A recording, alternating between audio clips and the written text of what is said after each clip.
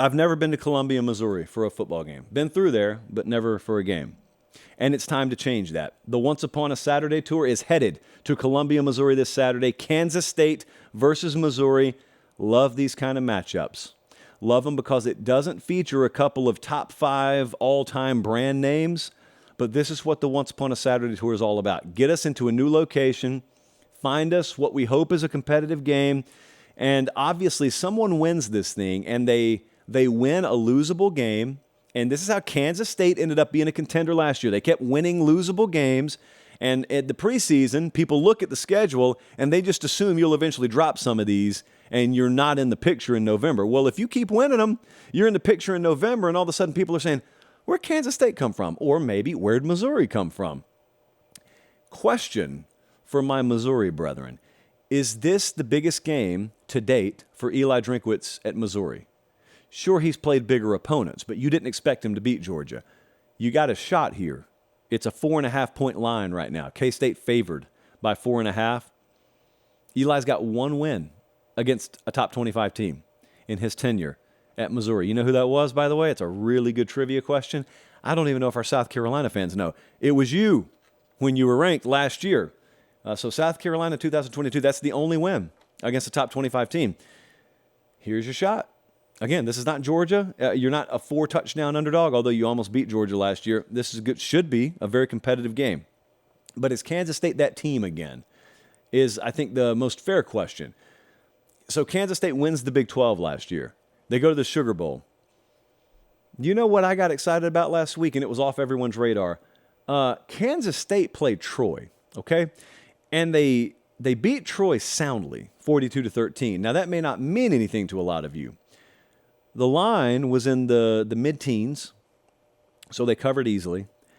And I can tell you there were some sharp people in the betting space. There were some sharp people in the coaching world who had that game circled. They thought Troy had an outside shot of pulling that upset.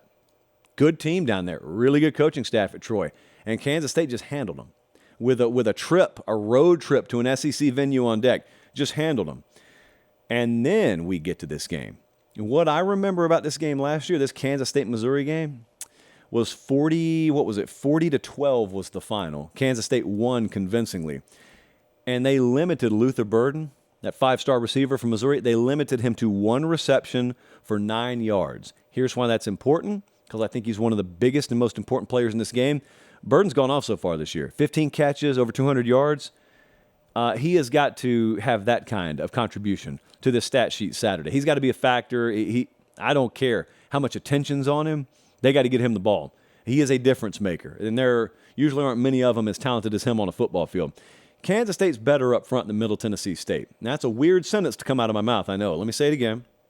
Kansas State, not so surprisingly, is a better team up front than Middle Tennessee. And the reason I mention that is because Middle Tennessee went into Columbia, no less, last week, and they held Missouri to 2.4 yards per carry.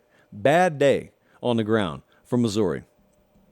Also, Middle Tennessee, 9 of 18 on third down, 2 of 3 on fourth down. Kansas State executes superbly well on money downs.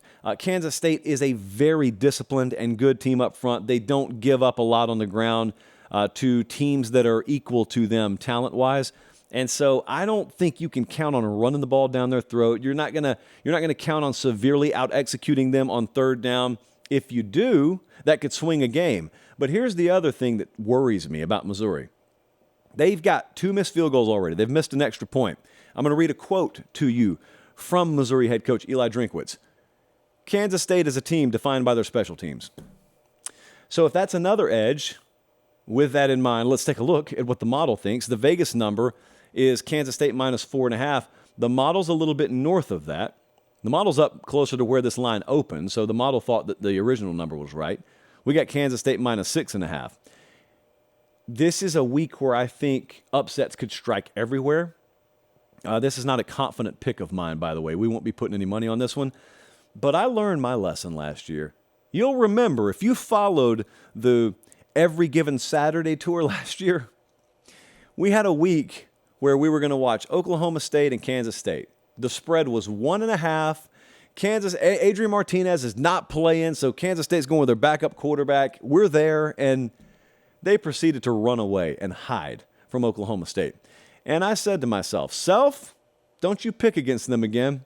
Make yourself be wrong because Kansas State lost. Don't let them make a fool out of you and run it up on a team again. So I'm taking Kansas State to win. I'm taking Kansas State to cover. Kansas State's got one of the best head coaching advantages in college football. They're 33-18-1 against the spread under Chris Kleiman, by the way. That's tied for third best in FBS under that span. And I think the betting market is only just now kind of sort of starting to catch up to that. So I'm taking Kansas State to win. I'm taking them to cover. And I want you to remember at PateStateMaterial.com, for 1 week only, we've got the specialized Once Upon a Saturday Tour shirts. We are going to be in Columbia. We're going to be at a place, at a venue we've never been. We commemorate every trip with a brand new tour shirt in the store. We only sell them for a week. They always fly off the shelves. That one we sold last year for Texas Bama is the third best-selling shirt we've ever had, and it was up for a week. So this is this really hot collector's item. I didn't know we would ever be in the collectibles business, but here we are. I don't even have the shirts, guys, which just means I'm cheap and I won't buy product from myself. But I don't even have a shirt from last week. That's how scarce the supply was on those. So if you want one, my general advice is move as quickly as you can. PateStateMaterial.com. There's a look. If you're listening on podcast, just picture an immaculate, beautiful-looking shirt. And if you're watching on YouTube, there it is.